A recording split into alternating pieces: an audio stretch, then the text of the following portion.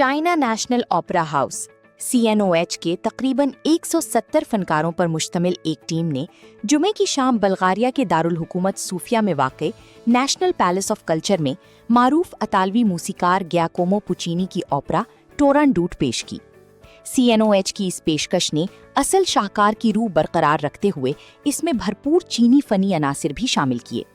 बड़ी तादाद में मौजूद सामईन ने जुर्रत, हिकमत और मोहब्बत की इस दास्तान और एक चीनी शहजादी के किरदार को गर्मजोशी के साथ तालियां बजाकर भरपूर दाद दी।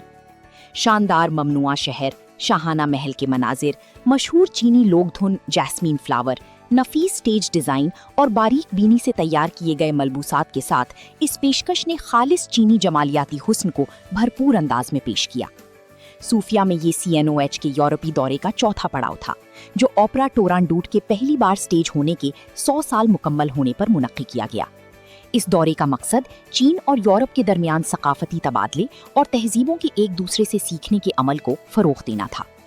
क़ब्ल-अज़ीं CNOH की टीम मोल्डोवा और रोमानिया के दारुल हुकूमतों के साथ साथ बल्गारिया के दूसरे बड़े शहर प्लावोडिव भी गईं।